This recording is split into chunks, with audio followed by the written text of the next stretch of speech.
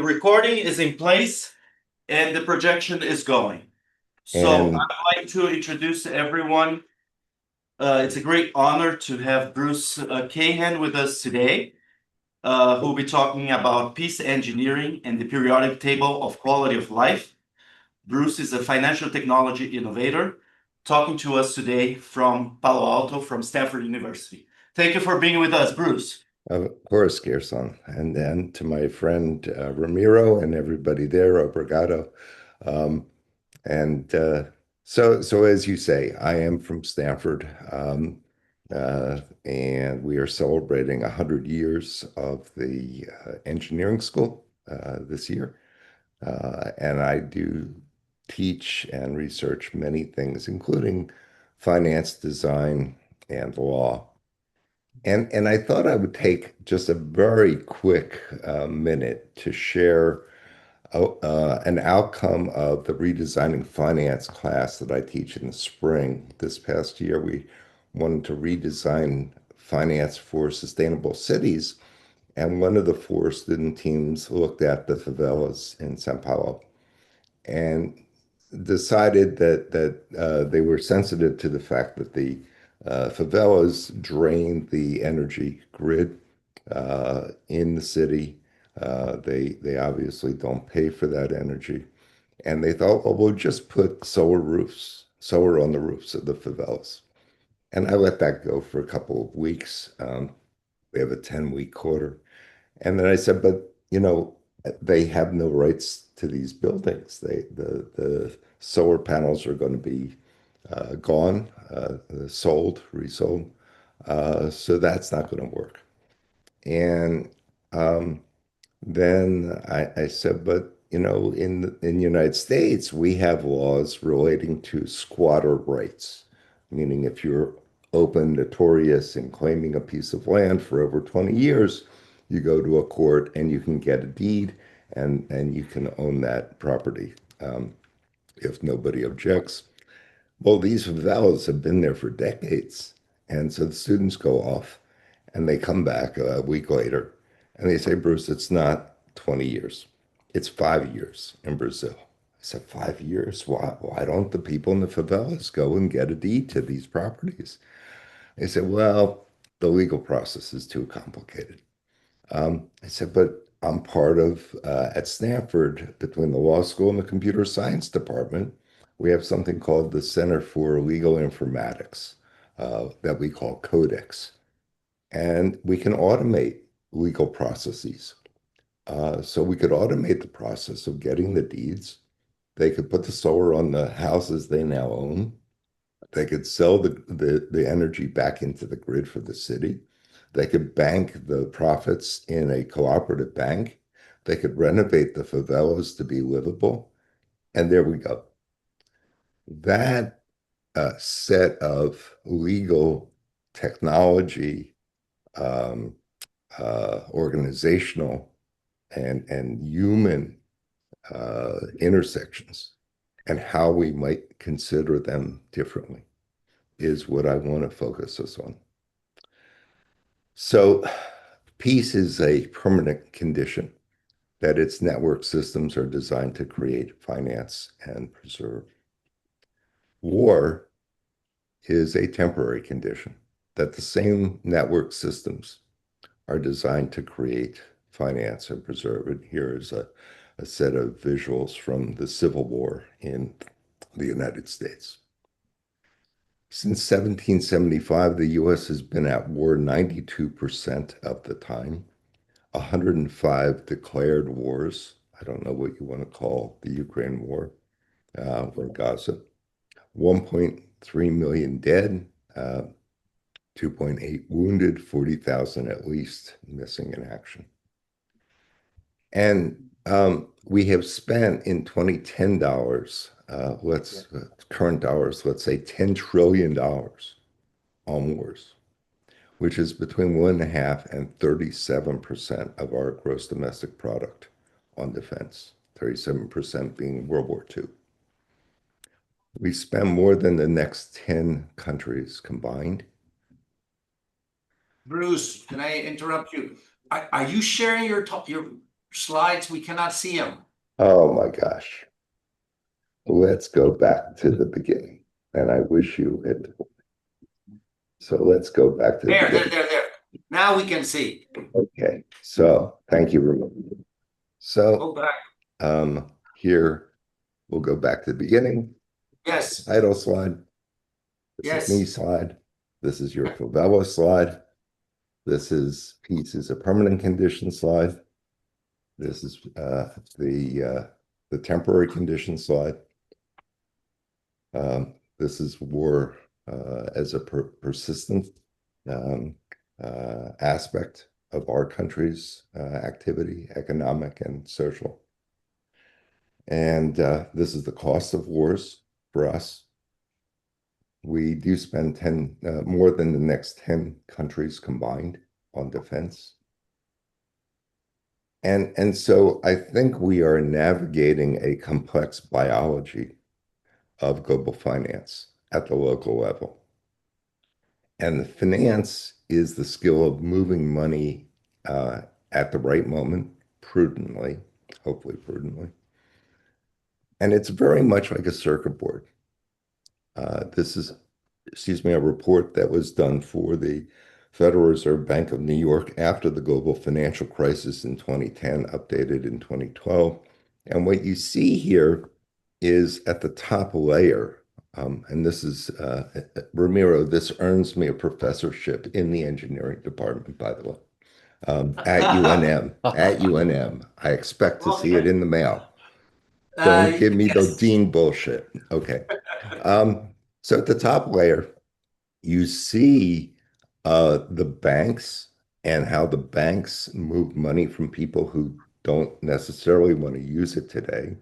They want a little return to people who can borrow it and repay it in the future. That's the top layer. All of what you see in the middle is looking like a circuit board, and it represents the different types of actors in the financial system. Some are private equity, some are insurance companies, some are sovereign wealth funds, on and on. And what's happening in a very dynamic way is risk is being moved from this top layer of that banks are not allowed to and should not hold loans that are that risky into this middle area. And so what the report showed in explaining what the global financial crisis proved was that there's only four things. So it is like a circuit board that the traditional markets are doing. They're transforming risk, return, asset type, in other words, how the capital is held momentarily, and duration or maturity. How long is it going to stay in that form? And so when you understand that finance is just four activities that are interrelated and interdependent, you come to realize that evaluating risks is very crucial to the functioning and the pricing of finance. And so one day I was asked by a senior colleague in our Aero-Astro department, who had put rovers on the moon, etc. And he didn't understand his pension, his retirement investments. And we went for 4 hours at a whiteboard, and we came up with this slide after 4 hours. I said, George, the money goes in, the investors want safety. They put the money, or their agents put the money into investments of different types. They're fixed returns, they're variable returns, they're CDs with banks, certificates of deposit, sorry. Those flows go into something called real assets, a house, a factory, a farm. I heard talk of the Amazon rainforest. Let's protect it. And to the extent that we need some liquidity in the system, we hold some aside as uninvested reserves. And then all of that activity rides on that bottom blue layer of impacts. And so from the banker's point of view, they live on the spread between what they earn on investments and what they have to pay to investors to have the funds. What if we could know better what those impacts are, what those things that make those investments not return? We would lose less money. That's a layer of business intelligence that the financial system largely does not have. It knows there's a financialized system and a real economy system. The financialized system is typically shown on a Bloomberg terminal or a trading platform. But that doesn't mean that we understand the true value of more mortgages. If you're producing more real estate in places that people are not going to be able to repay the mortgage. So trust in the system go up to the extent that we understand impacts. And that leads to sustainability in the real economy, that impact layer, by virtue of the transparency of needing to know those impacts. Obviously, AI can help us with this. So how should we measure investments and their value? And so there I had an aha or a few ahas, and I looked at the one of the original periodic table of atoms, and two things struck me about this. One was that the scientists of the day, instead of sabotaging each other's innovations, instead of claiming and renaming them for their own purposes, could put them in a collective intelligence form, this table, could agree on the names, could honor those names, could measure what those atoms weigh, and and collectively have the humility to say, I need to leave some blank spaces for atoms I don't know how to measure or how to name yet, but I know they must be there for this whole table to work. Well, over time, we got better at measuring atoms, at splitting and finding more and more atoms. And now we have an updated but constantly the weights are constantly being refined, et cetera, et cetera. So if all of us in the room there and here want to build a periodic table of quality of life, we can do it today. We might say that health matters. Think about those favela residents. And in terms of health, urban systems matter. Civil engineering matters. Um, and then we're going to look at, well, everybody needs energy. What's the form of energy that they get, and what is the effect on pollution and other costs, and then climate change. And so what I've shown you is basically a mock-up for reasons that I'll explain in a second, of how the aspects of quality of life can be named, right? But they are interwoven, they are intersecting. The health cell can go into bankruptcy trying to put everybody in a hospital if everybody gets sick, as we saw with COVID, right? It's a huge strain on the system. However, if in the education cell we can have people wash their hands, the health cell will not be stressed as much, right? Those are, I call adjacencies. Those interdependencies are adjacencies.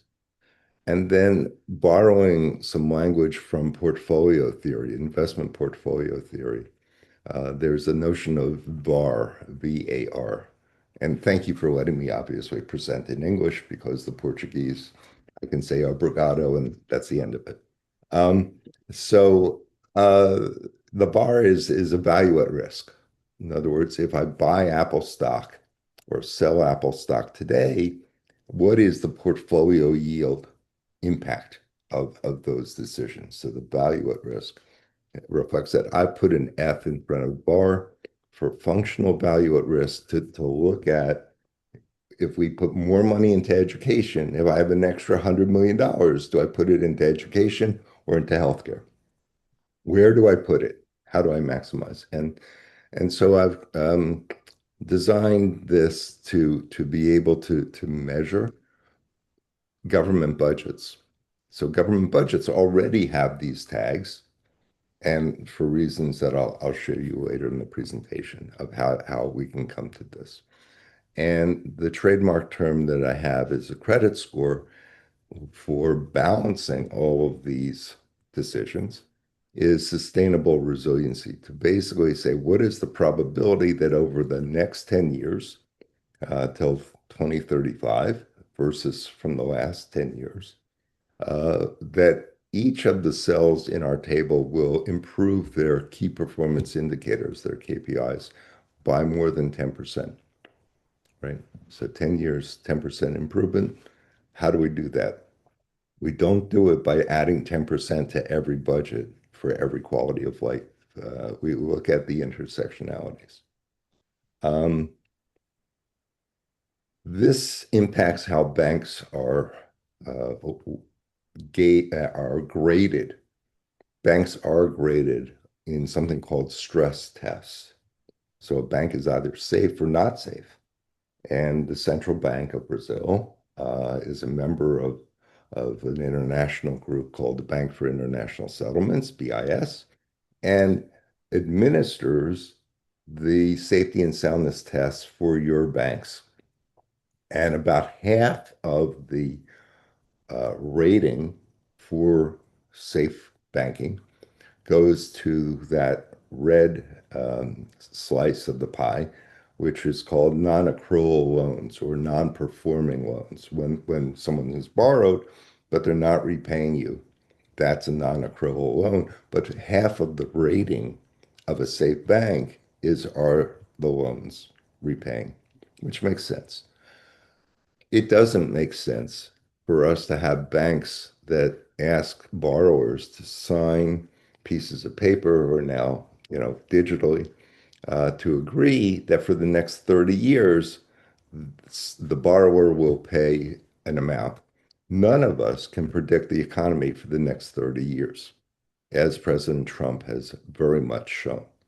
And so we need a different form of banker who is a little bit more like a doctor to understand how to dynamically change the business model of the borrower or the personal finance model of the consumer borrower to adapt to the new economy so that those loans continue to be repaid. Maybe the loans get restructured, but that they continue to be repaid. And here is a model that I built out of data that the Federal Reserve has that shows Bank of America, it's a 0 to 4 scale. Above 3.0, the bank regulators take a very dim view of the bank. They're living in the bank. And above 4.0, they close your bank. So it's a meaningful golf score, so to speak. And so if we wanted to build the periodic table, let's just do it for 4 quality of life elements, okay, to make things simple. The first thing we would do for public safety, let's say, is look at the crime statistics in São Paulo. And that's the blue square that you're looking at. For the last 10 years, we measure crime, in different ways. What are the KPIs, key performance indicators? And in the red, how much have we spent for whatever change in the rate of crime we got in the blue cell, right? So the red is how much we spent, the blue is what we got. In the green, it's what we expect the crime rate to be over the next 10 years. And in the yellow, what we have to pay for that change in the crime rate. By looking at what I've just described is a production function for crime. This is how much we pay. This is how much crime we get. We can do this for education. We can do this for energy. We can do it for environment and environmental justice. We can do it for health. We can just keep doing this. And at the end of the day, whatever the government has been doing at the local level, the regional level, the national level, can be reflected as a portfolio of investments that the citizens of Brazil have decided that they care about in proportion to other things that they care about. Now, it may not be perfect. It probably is not perfect. But in terms of naming what matters, Bruce at Stanford is not naming what matters in Sao Paulo. Sao Paulo is naming what matters in Sao Paulo, which could include or exclude certain factors that should be in the portfolio. But at least the measurements for this periodic table, what to call it, the elements are all named in the government budgets. And the data of them for them are available. This is a huge way to show the impacts of a new borrowing or a proposal for government spending to ask the question, not only are you building hospitals? Well, great. Hospitals are pretty expensive to build and to operate. What are we doing to deal with the adjacencies that might reduce the KPI risks to health? So I've coined a few other terms, including storytelling money. And you might want to know how you could raise money on the left-hand side of this is from limited partner investors in an investment fund. Um, and they know they could put their money in a bank and feel that it's safe. Most banks are safe until they fail. Um, and then that money goes into a portfolio of companies that are maybe they're startups that come out of your university. Um, and then it's a sustainability fund that is dedicated to innovations in the QOLs, the quality of life elements that have been identified as relevant to the places where those impacts are felt. Um, and then the transparency to see that it's all working as it was promised. And when it isn't, you make a change. Um, so I was tasked at one point to figure out what to do with slums and how, if you made an investment in slums for infrastructure, you would be able to come back in 5 years and see that they were still operative. And I couldn't find one. I couldn't find an economic model that described how slums and their economy works. And I looked and I looked and I looked and I looked and I kept looking and looking and looking. And I didn't find this model, right? So I decided to build one. And here you have the QR code if you want. You can read the paper.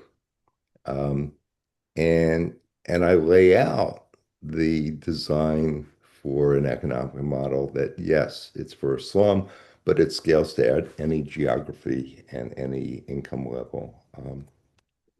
And it's basically the periodic table, which I've just described, and a three-layered map of the world as needs, in other words, the gaps that are revealed in the periodic table for a particular place.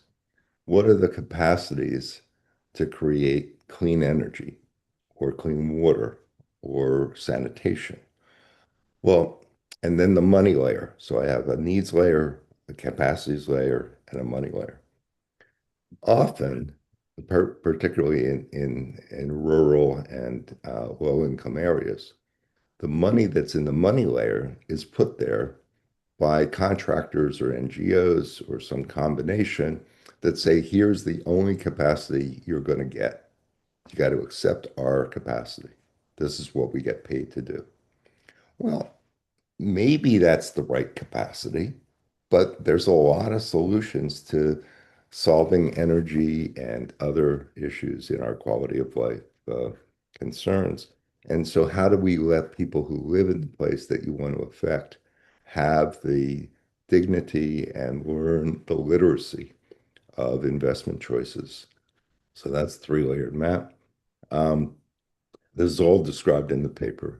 Insularity, interdependence, in other words, um, how close are the favelas to the central business district? The closer they are, and the more likely a virus, for instance, could spread from the favela into the central business district, the more compelling the investment thesis would be for addressing the quality of life issues. Macro factors outside of local and regional control, these would include war and famine and other concerns, including pandemic. Legacy, cultural, and religious traditions in the purple. So I think we can learn from indigenous peoples. How do they make decisions and trade-offs and talk about conflict and figure it out?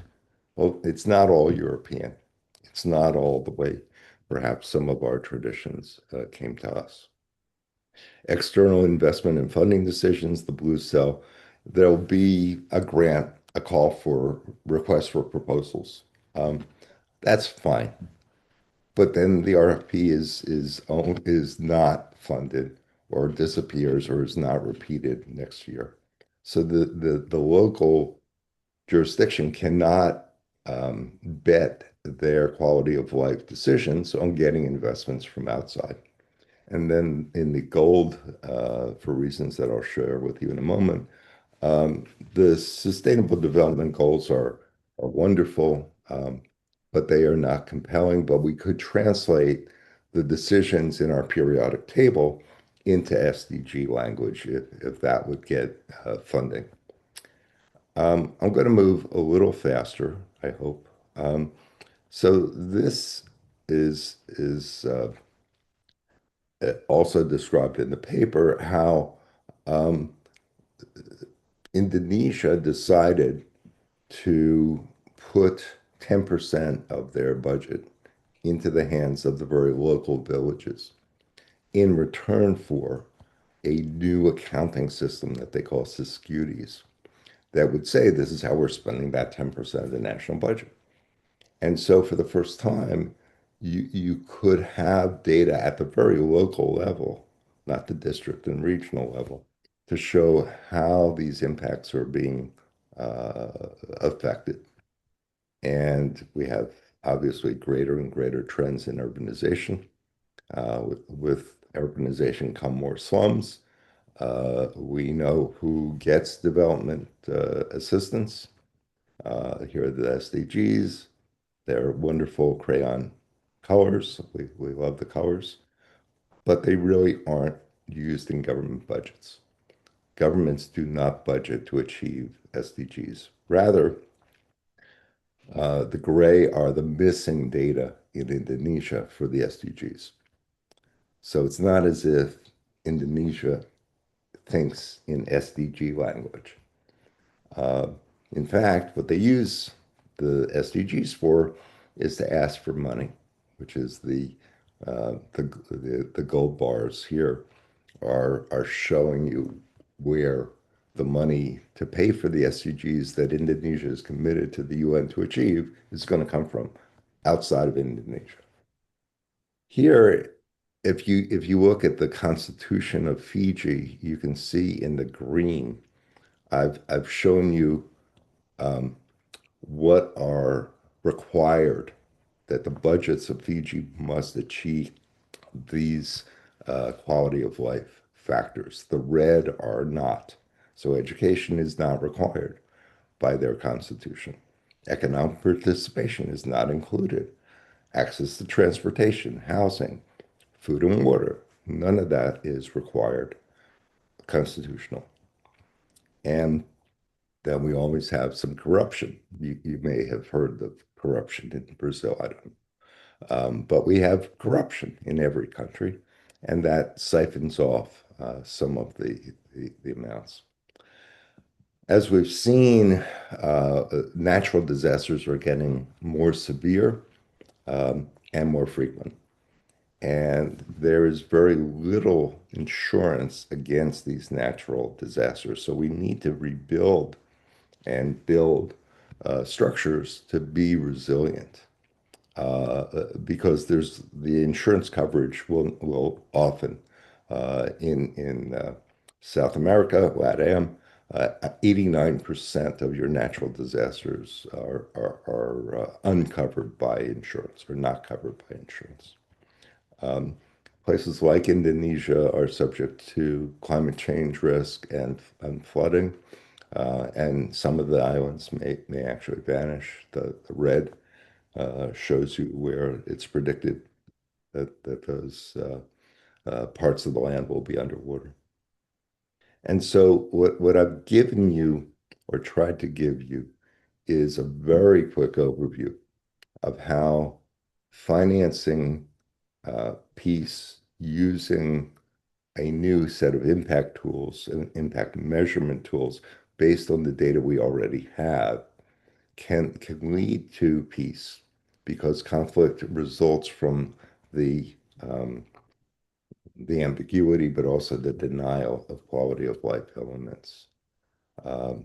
This is an investment policy statement that would have to be imagined with Ramiro and our colleague Joe Hughes at Drexel University. We talked about creating a peace engineering bond so that the proceeds of the bond would be used to invest in infrastructure and programs that support quality of life improvements. And this is us. And there was a double rainbow over our heads that night, so we knew we must be doing something good. And that's what I had for you. Great.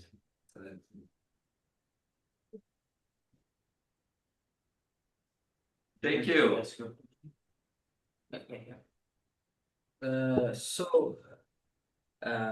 This finance view of peace is very interesting, and I would like to ask how today the financial world is seeing these steps to peace engineering and to ODS. Is there are some resistance or it is being like a good thing for the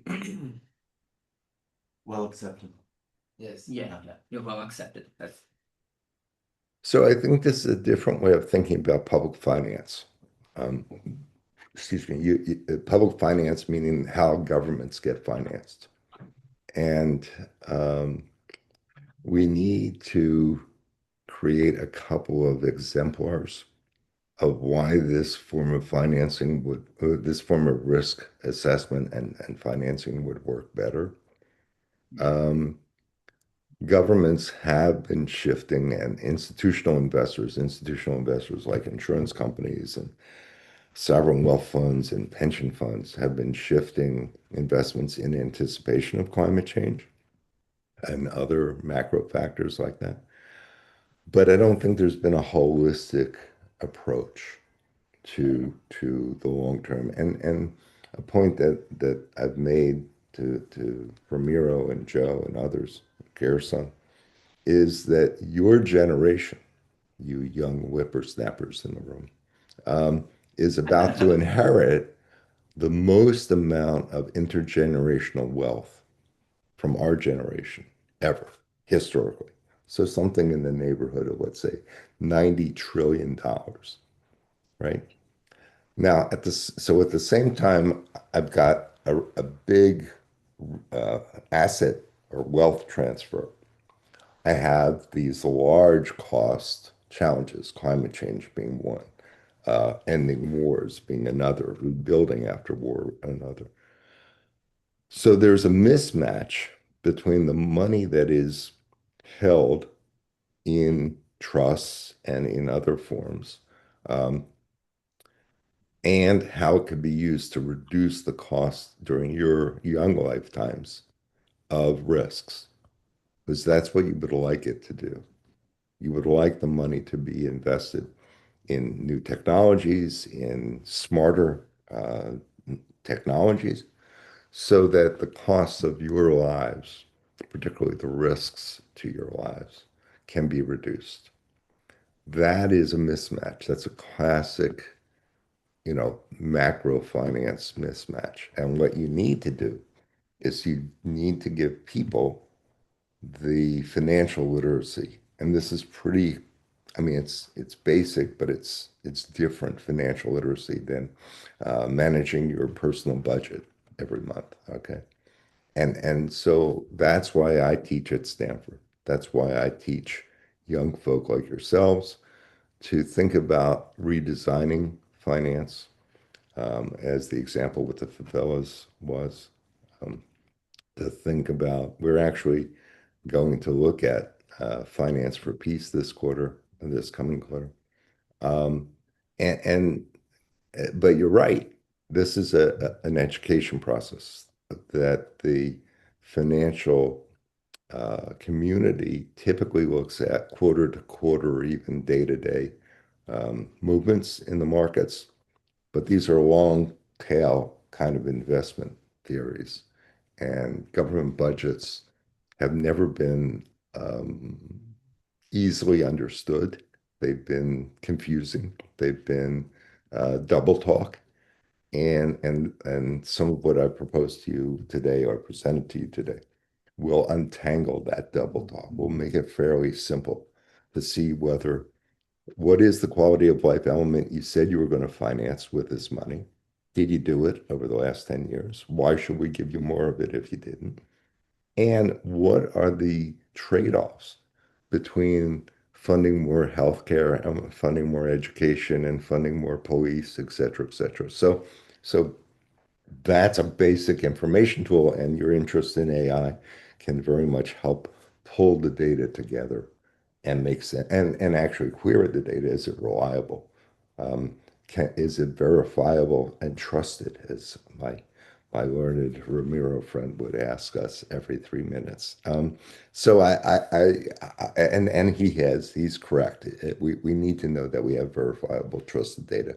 But just giving people data does not give them the tools to use the data.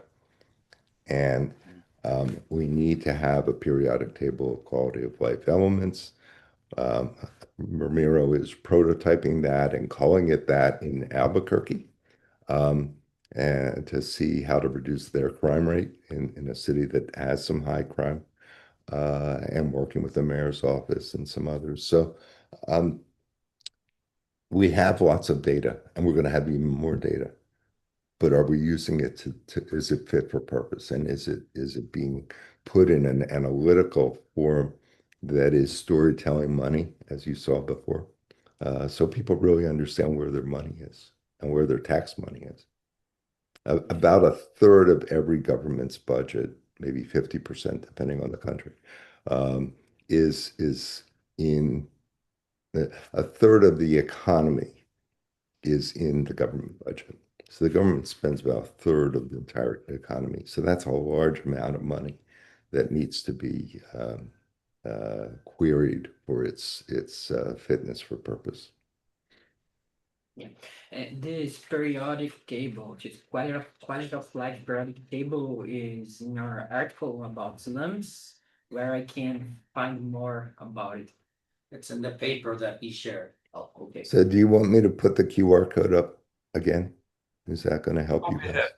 Yeah, yeah, I got it. Is that- You got it? I got it. They Yeah. have it. I got it. Okay, good. Okay. I have a question. Which of the countries are more improved in thinking about this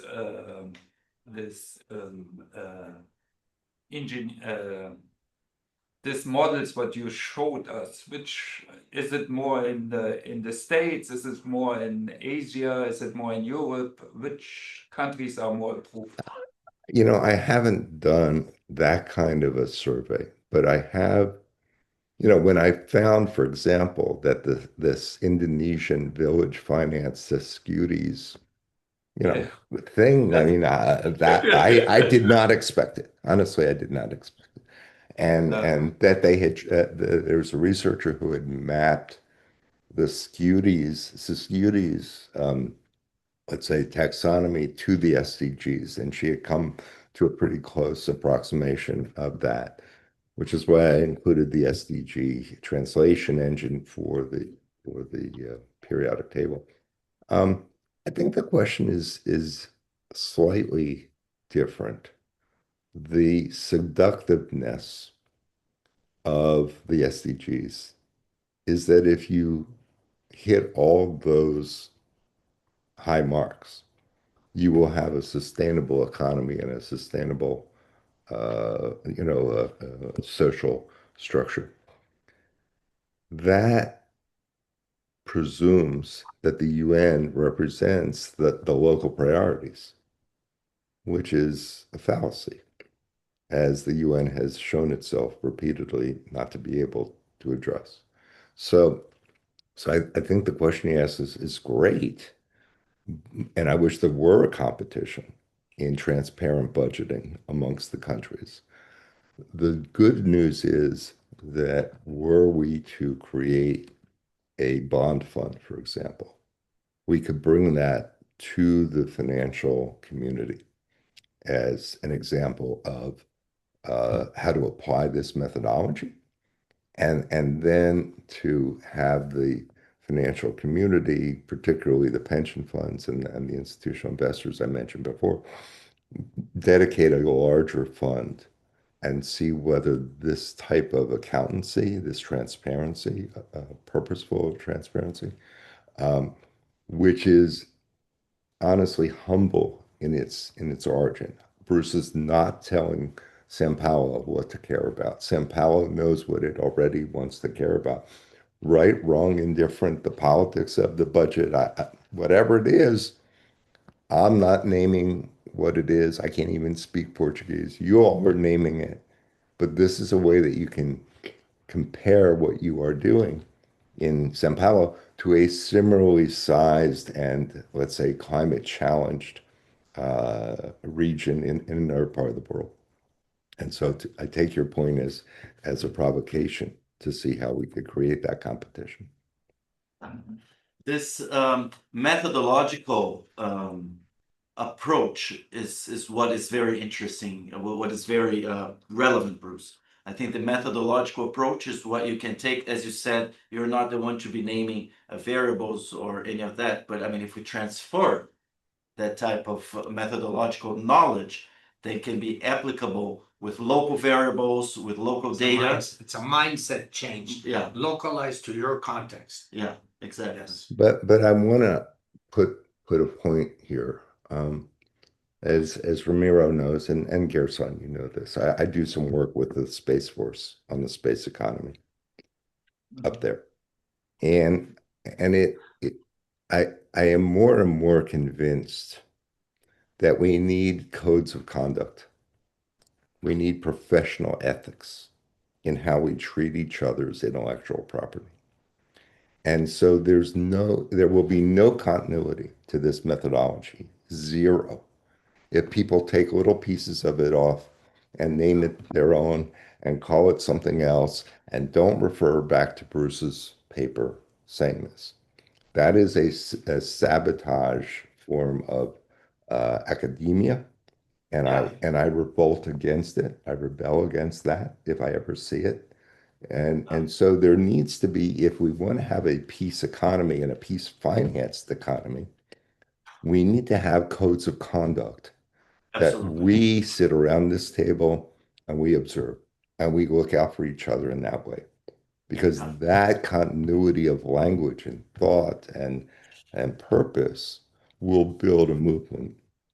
But if everybody renames a methodology with a new name, none of that will happen. Yeah, absolutely. Well, would like to thank Bruce Cahan very much for his contribution today. Thank you. We already have Camille Aji online with us. He's already. Yeah. Okay. So before I lose thank both of you for the patience, in our Camille, thank you for your patience as well. And No, not at all. feel free to bring back the Cuban cigars, Monte Cristo #4s. And Ramiro, don't ever let me follow Bruce again. You and I have issues right now. So Oh, this is never a good thing. What did So I do? I will sign Camille, off I now. thought I set you up here. What the heck? You really did, but it's a very difficult person to follow. So usually I'd like to precede Bruce so that he can finish with his, because it's a hard act to follow. No, I'll Thank you, stay. Bruce. I'll stay on. Thank you, everybody. Thank you very much. Thank you. Camille, thank you for joining us. Yes, of course. It's my pleasure. Bruce is in California, San Jose, Palo Alto. Camille is in San Francisco. Okay. Cool. 30 miles north. You made it start early in the morning. Yeah, we did start early, and I'll be in San Francisco tomorrow with National Space Society, so I'll wave to you. Oh, Camille. nice. Yeah. Nice. Okay. All right. Let me see what I can do about making something look reasonably decent. And Ramiro, can you let me know if you can see my screen? Yes, yes. Put it in slide mode. Yeah, sure. Is it in slide mode? Yes. Ah, okay. Okay, perfect. All right, so what we want to talk about, which has sort of been our latest greatest thing, is actually we're in the business of smart cities and developing smart cities. It turns out that smart cities have some very interesting definitions and have some very interesting sort of connotations as to what they are. They're known to actually be failures for all intents and purposes. So from that being said, we're trying to figure out what's being done correctly and what's not being done correctly. And then, of course, the application of peace engineering to our ability to actually generate and build smart cities effectively. The authors come from various backgrounds. So this is something that we are looking at this as being sort of, it has to be looked at from many different lenses. Technology lenses are insufficient at this point, and actually on a go forward basis as well. So when we started the whole sort of peace engineering discussions early on, everything was sort of about systemic thinking. How do we look at unintended consequences? And sort of it's evolved into sort of, peace engineering was always about anti-war for a while. And then we said, no, it's significantly more than that. And really what we're finding now is that in the work that we're doing, peace engineering is all about meeting needs. And as Bruce pointed out, it's all about the methodology and being able to develop a methodology with metrics so that now we can determine what the needs are being met and whether or not they are being met. So historically, smart cities have often prioritized technology, right? So you look at Cisco, right? Cisco is one of the leaders in smart cities until they weren't. So they had an 80-city contract in India, which started in Jaipur. They had Kinetic for Smart City or Kinetic for Connected Communities. They're developing language, absolutely fantastic, absolutely failed. They had their right concept in terms of citizen-centric, has to be about the person, has to be about the individual, has to be about the citizen. But what they did is they kind of migrate very rapidly because of the sort of this, let's call it the shiny object in technology. So you tend to start implementing technology capabilities as opposed to providing services that meet the needs of the citizens. And so when you start looking at the individual citizens, you also have to look at it as part of a community. So each individual is now adding to the community. So one of the things that we're looking at, and the big part of what Bruce was talking about, is about economic stability. How do we achieve economic stability in smart cities? Now, the nice thing about a smart city is we have the way of actually building it greenfield. So we're going to start from scratch and we're going to build it from scratch. And that capability actually will allow us to sort of play with things, right? And to test things and test concepts and so on and so forth. And that's the advantage, and that's really what I want to kind of focus on today. There are many failures in terms of smart cities. I focus on sort of two. One is South Korea. And the reason South Korea is because actually a different city in South Korea actually did a really good job. Give me 1 second. I'm trying to find my mouse. So on the failure side, Songdo happens to be a sort of a tech driver. They pushed a lot of tech first, very little adoption. And when you're building green, do people actually want to come and live there? On the other side, a Brazilian city of Curitiba actually turns out to be one of the success stories. And we'll talk a little bit more about what they did correctly. And then, of course, the globally recognized one is, of course, Singapore. And here, the reason they succeeded was because of their focus on the citizens, and they maintain that focus. And then, of course, it's in the inclusivity of how you develop these cities. There's always a balance between innovation, governance, and trust. And as Bruce pointed out, when you talk about trusted and verifiable data, which you guys may or may not know, but Ramiro, as my boss, has instilled that in us. So he has crushed us with the fact that, you know what, I love the fact that you do data. It's all about trusted and verifiable data. Data is not enough. So we have actually been driving that mantra, and it has been working in our favor as of late. Let's see if I can get this next slide. Okay, so let's talk about Curitiba. What did they do correctly, right? So number one, they're award-winning, right? So that's great, but that's usually the kiss of death. Now, they've managed to actually survive throughout this whole process by developing innovation ecosystems. So they sort of kind of put things together. They started to see the way that different things are supposed to fit in, which is in line with what we were thinking in terms of how to develop sustainable communities, which I'll talk with in the next few slides. So one of the things that they did is innovation, or one of the sort of mantras in Brazil is that innovation is only valid when it becomes a social process. Now, as an engineer, as a technologist, social processes, nobody cares about that, right? We want to do innovation, right? It's all about innovation. We've defined innovation. We've thought about it. We do it every day.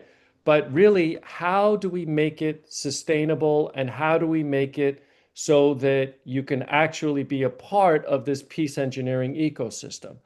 And Curitiba did this extremely well, and it has lasted now over, I think 2016, 2017 is when they started on this pathway. So a couple of the interesting things that they did is they have this e-citizen program, right? So what they're saying is, how do I control the citizen data? Well, I only have to submit my information to one place, and I can focus on controlling that information because I'm only looking at it in one place. And that gets sort of then disseminated to the various services that I need. So it's sort of a single way in. Now, we had the similar thing adopted here with login.gov with the US, but that's not quite what they did here. And interestingly here is that the big thing in smart cities, in all of the execution and implementation of this, is all in the adoption side of things. And really, the adoption is what matters. So you look at this, they were able to, through their sort of education campaign, they were able to generate 73% adoption on submitting your information to the city government. Absolutely stunning. Then you do the standard things, right? Ramiro and I have been talking about this for a better part of 2 decades of the digital divide, right? Give people Wi-Fi, give people technology, give people access, give people transportation, right? BRT electrification is a big thing, solar energy, digital education, right? Brazil has adopted the things that we have done, that we have been talking about. And really what they did extremely well, citizen engagement, right? So if you maintain the focus on the citizen, you manage the data governance, and you make this into a collaborative effort, it now builds trust. And going back to, Ramiro's mantra, it has to be trusted, has to be verifiable, and it's all about the data. Back in 2016, we were thinking about sort of sustainable growth, and this all came out of the city of Medellin in Colombia. When we went in there, the city of Medellin, talking to their government officials, very, very happy. Medellin is growing at 5%. Medellin is this, Medellin is that. And I'm scratching my head trying to figure out how Medellin is growing 5% when the country of Colombia is actually contracting by 15%. And you sort of look and you say, okay, well, number one, that's not sustainable. Number two, they're actually stealing from Peter to pay Paul. And so now they're basically propping up Medellin when every other place is now dying, for lack of a better word.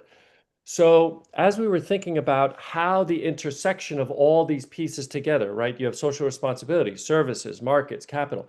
All these things have to tie together and come together in order to create sustained growth. And so we've been implementing this, and what we're finding is that the group in Curitiba independently, I assume, although it'd be nice if they gave us sort of acknowledge that we actually came up with this and that they were using this, but they've done this independently and are able to sort of do exactly what we're talking about here. And really, what this does is this is really the adaptive citizen-centered smart city growth is what we're looking at. Now, interestingly, this is now expanding for us because what we're talking about is essentially distributed systems now. And this is something we've been talking about for the last decade or so, is that, we want to stay away from the single point of failure. We want to start looking at distributed systems. And so the plan with the groups that we're working with are to have distributed smart cities that are going to be interconnected, that are going to be trading economically and so on and so forth. And you'll see how these cross-border trades are going to happen. But this whole concept, so this idea becomes a single node. And again, with the, very similar to what Bruce, and I haven't spoken to Bruce in a fair amount of time, so I hope it doesn't sound like we're kind of talking the same thing, but we're talking the same thing, right? You weight these functions. So as Bruce has the periodic table of the quality of life, you now have different weighting functions for this. And then Brazil will tell us what the weighting function is. If you don't have a strong venture fund and nonprofit sector, that becomes a shorter weighting fund. In the US, the venture funds are very, very strong. That becomes a higher weighting function. And as you start weighting the individuals, you now are able to develop metrics. So based on the need, we went back to the 1900s with Maslow. So Maslow came up with this sort of hierarchy of needs. And the way that they were thinking about it back then was that you sort of start with your basic needs, food, clothing, and shelter, and then you kind of work your way up, right? You then go into safety, and then it becomes belonging and love, and then family, esteem, self-actualization. And then they added in the 70s this, as surprising as it sounds, the self-transcendence, right? Where people coming off the hippie movement are now saying, this is all about me, right? It's all about me reaching nirvana. So what we did is we started to look at Maslow's hierarchy and how it actually evolved. And we looked at it over about 25 years. And what we're finding is that Maslow has turned into essentially, there's a digital version of Maslow now, where actually digital access becomes a fundamental need. And then what we're finding is that various people, individuals, so citizens, have very different needs. So the way that we're visualizing Maslow now is that you're kind of on a path, right? So if you look at the figure on the right, you're kind of on a path, and depending on where the need is, you kind of break off, you go around the circle, you fulfill your need, and then you continue on the path. It no longer is a building from the bottom up, but it actually becomes a concentric where you can kind of go off, address your need, come back, and that flexibility allows the person, right, as a citizen, it evolves the person because the person is continuously changing and growing. But what that also does, it says that the smart city is also changing and growing, and that we're looking at it as a live entity, as a living being. So the city's needs changes. You can't just adopt a policy and let it go because that policy has to change, right? We have antiquated policies. I'll give you a perfect example. In the United States, you cannot, it's illegal to transport alcohol from one state to the next. Can you imagine a California person going on a ski trip into not California, like in Lake Tahoe, and not being able to bring a barrel of wine with them? It's unexcusable. So this is the kind of things where, you know, the antiquated systems just need to be sort of antiquated and disappear.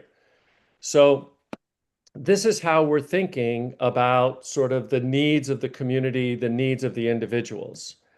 So as we continue on, it has evolved into having digital access and connectivity. Cybersecurity now becomes an issue. Communications, right? Online identity, right? I have 2 children that I can't get off of Instagram. I mean, I'm literally sending messages to them on Instagram now because that's the only way we communicate, right? Walking upstairs and walking into his room, he's looking at me like I have 10 heads. You know, what are you doing here? Just text me, right? So it's very different now. And then, of course, you know, the digital creativity, right? How do you manage your intellectual property, right? One of the biggest assets is individuals, right? There was a big push in the digital currency side on NFTs, right? I want to tokenize art. I want to tokenize my pictures. I want to tokenize my paintings, my drawings. And all this stuff now, it actually has to be included as part of the individual need. And without adopting this, what you do is you're creating undue stress. And by creating undue stress, it affects your ability to establish peace. 2016, the UN jumped all over it, said internet access is a human right. Okay, great, right? Digital divide, we've been addressing that. Things have been going really well, what have you.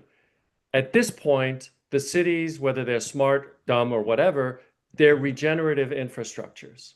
So they continuously change. And because they change, we have to adopt as well in order to keep the peace, right, throughout and to continue. And of course, you know, our focus is always sustainable growth, right? But the key is that technology must align with the social and the economic priorities. So let's talk a little bit about technology, right?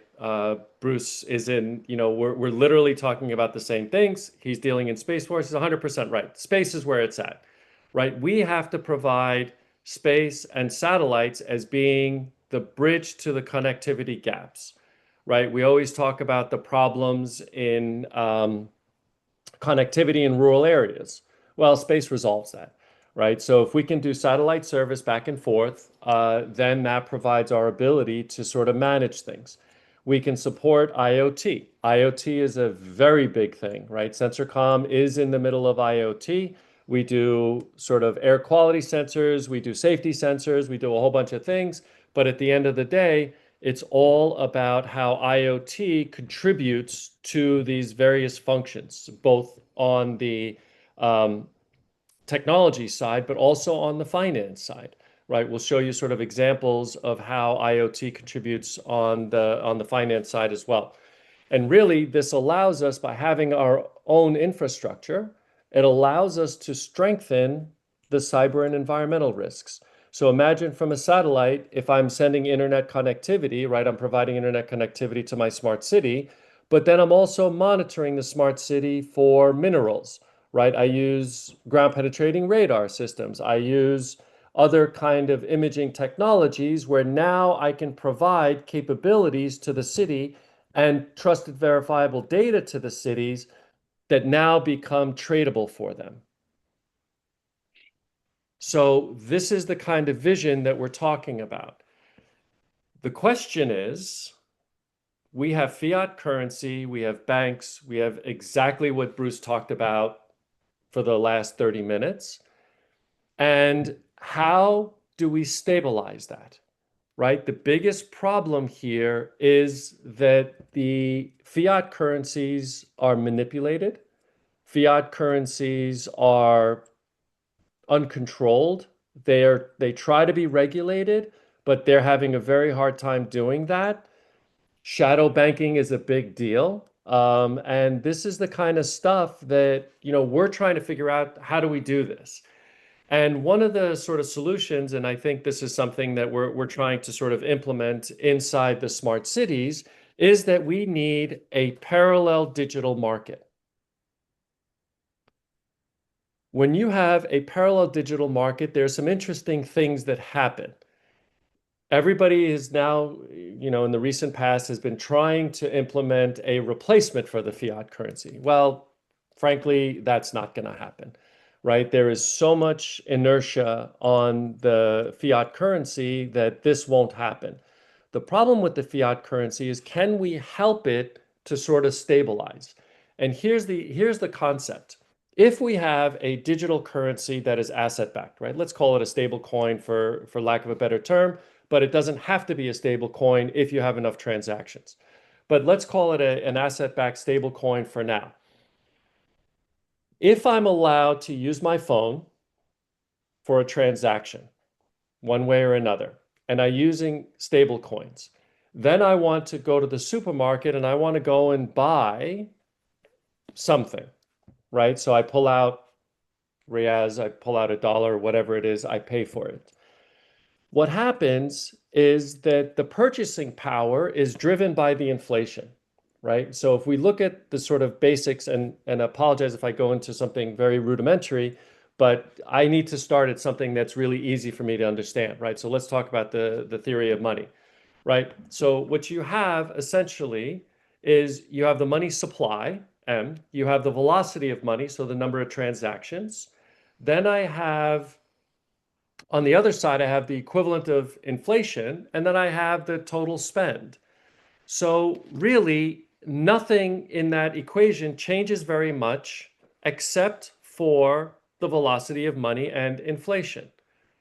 So if I were to manage, let's say that the stable coin is stable because it's IoT based, because I have real-time data that's trusted and verifiable, I can now essentially keep the inflation of that at zero.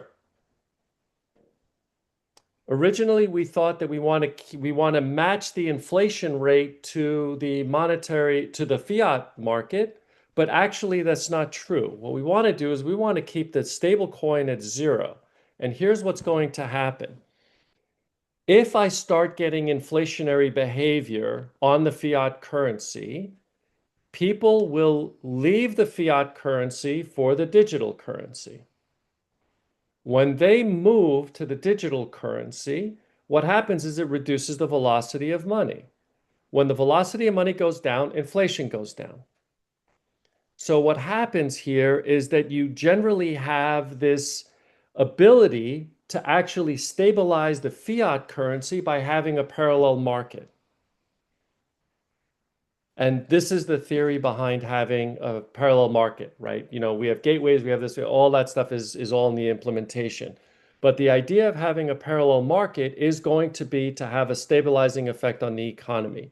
And we've identified the economy as being sort of one of the fundamental needs that a community or a smart city that it needs. So there are all sorts of risks, right? Of things happening, right? Depegging, illicit finance, all this other stuff that happens with digital currencies. And really what we care about is there an adoption gap, right? How do we get this to work? And so what we're doing is basically working on a micro scale. So rather than looking at a 2, 3, 4, 5 million person city, we look at something that is 3, 4, 5,000. And how are we doing that? We're actually investing and operating soccer teams, football teams. So we're in a project now of developing smart compounds, so stadium and the neighboring areas, and that will itself be the model. And apologies, I'm an experimentalist, so I can't do sort of theoretical models. My brain doesn't work that way. So we're going to build something. We're going to build a compound around a soccer stadium, and we're not talking about, Premier League, UK, or Brazilian. It's second division, third division, right? 3, 4, 5,000 people showing up. So you have now a controlled environment, and I'm sure my fellow Brazilian fans understand that a soccer fan, you could beat that guy every week with a sort of a whip, and he'll keep coming back because he's such a fan. So if we make a couple of mistakes on the implementation of technology, they're not going to not come to the game. They're always going to be at the game. So that's how we're using that as essentially our sandbox. That sandbox will then be expanded into larger implementations in smart cities that we're working with throughout. So you look at the strong governments, transparent reserves are essential. Frameworks, Europe is involved, everybody's involved. The Genius Act just got signed, so everybody's kind of trying to go back into the regulation side of things. But this has to be something where it has to be trusted. And as long as it's trusted, then it's actually going to be in pretty good shape. So this is the various regulations that have happened throughout the world. We're actually looking for parallel markets to actually complement the system and not to replace them. It will have a natural tendency to want to replace, but that has to be a natural evolution, and it can't be a forced, we're no longer doing this, right? So for example, my example of that is Disney, right? Walt Disney World, you cannot buy anything unless you have Disney bucks. So with Disney bucks, you can buy whatever you want, but they force it. Now, here, what we're doing is we're included for everything revolves around inclusion, transparency, and trust, right? And the only thing missing from that list is the verifiable side of it. And we can include that. And really, this is all about making sure that everybody is able to participate. And when everybody has a stake in what's going on, it resolves a lot of problems in terms of implementation, and also now naturally becomes a peaceful environment. So really, the citizen-centric, as long as it's focused on citizen-centric, it ensures social and economic resilience. We use technology as an enabler and not as an end goal. And then these things are actually, if we assume that they are living systems, then it'll allow us to adapt what we're thinking and how we're thinking in order to make this work. So this is how we're kind of working through our process for smart cities. And we want to sort of thank Derek Ballard at MTech Global. He's the smart city developer for these sort of discussions and things like that in order for this to work. And I wanted to thank you with that. We do have a white paper, not QR coded, but we do have a white paper that we're kind of wrapping up. So if you can give me a day or two, I'll send this link out to everybody so you have it. But this is the white paper on stabilizing the economy. And with that, Excellent. I want to thank you all. Let me stop. Obrigado. Thank you, Obrigado. Camille. Camille, I have 2 questions from the main room, Okay. if Please. it's okay. I One can't- question course. is I can't see, so scoot over. like here. Can you see me here? Yeah. So there's a question coming. Going back Yep. on Maslow's hierarchy, are there suggested ways to deal with the elasticity of the variables you mentioned? Yes. How, I don't know yet, right? Because it's something that the way that we're thinking about the Maslow side of it is that we're no longer building from the bottom up, right? That this has to be something that tends to be concentric, and that you can go in and out of any of the levels at any given time based on your personal needs. And the services will be driven by that process, right? The fact that we have the needs identified, we have a whole bunch of things that are put together. Okay, and thank you. The second question is that lots of research being done on sustainability today are lacking on scope 3 analysis. Have you been considering scope 3 in your research as well? We are, but there's a reason why it's typically ignored. It's hard. So we want to grab the low-hanging fruit on our side, and then we will get to the harder problems as we move along. Okay. Do you have any comments about Bruce has a Yeah. Camille, you know, we're not a bad team, not a bad We're tag not, team, right? right? We're pretty good, actually. We've taken it on the road here.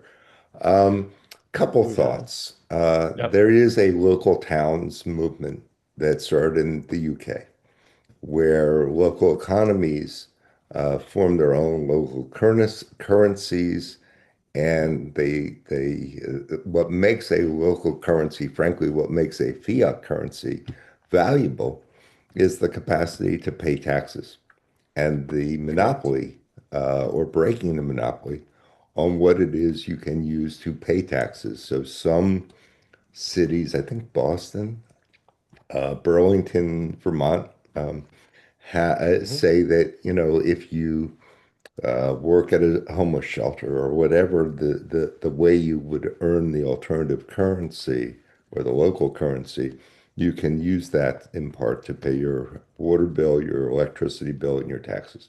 So Yep. creating the many ways to fulfill your civic obligation, including taxes, is a way to produce value in the currency. Second thing is sustainable resiliency, as I've defined it, could be and would be a currency and would be as well a rating system. So if someone is doing something, imagine a company that disposes of its waste in a particular way, or a restaurant that provides the excess food to the homeless shelter, that would generate sustainable resiliency because it would achieve the KPI improvement without the city having to spend money on the asset or the infrastructure. So you would imagine rewarding that company with, or that restaurant with, some notation of that value. So it's already 100%. embedded in the process. I mean, the paper was complex enough. I didn't want to get into alternative currencies. And the third thing is, coming back to it, monetization of risk is what is at the heart of some of what I've been doing. And when you can monetize the mitigation of risks, it actually, you self-insure, so to speak, the city. And that's all within the power of the citizens of that city. And then you can exchange that value. So the cheaper I make it to insure San Francisco becomes a tradable asset. It may not be a currency, but it may be a federally cognizable asset. So just some Absolutely. great presentation on your part, and I just wanted to throw in some synergies Thank there. you. No, Bruce, like I said, it's hard to follow you because you've all encompassed it. And it's the greatest sort of overview. And as you're talking, I'm like, yeah, we're doing that. Yep, we're on that. We're doing it. And I'm like, oh, this is going to be great. So very exciting. Okay. Well, thanks, Gerson, for bringing Well, Camille and gentlemen, thank you very much for your contribution to our efforts here at the University of São Paulo. We'll be following up with you soon with the proceedings of the conference. It's very exciting. This morning, we talked about innovation and social justice. We had the State Secretary for Citizenship and Social Justice with us. the head of sustainability of an insurance company, Mafre, talking to us too, and a large engineering for infrastructure projects on sustainability in the arid areas of northeastern Brazil, as well as a team from COP30 from Belém.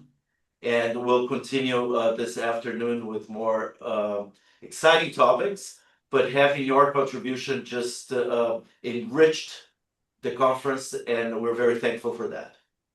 Garrison, feel free to take the initiative to tell the government folks and the insurance and the other folks who gave their presentations and left that we should talk. Okay. Yeah. And I will share, Bruce, I know that you asked for that. I will share with both of you the contact of everybody who attended and their contact information as well. Okay. Thank you. That'll help make it Fantastic. That'd be worthwhile. great. Okay, great. All right. Thank you All very right. much. Have a good day, Perfect, guys. California. Pleasure. Bye. Thank you We very will. much. It's gorgeous out. Bye. Bye-bye. It is Bye-bye. gorgeous. Bye, guys. Thank you.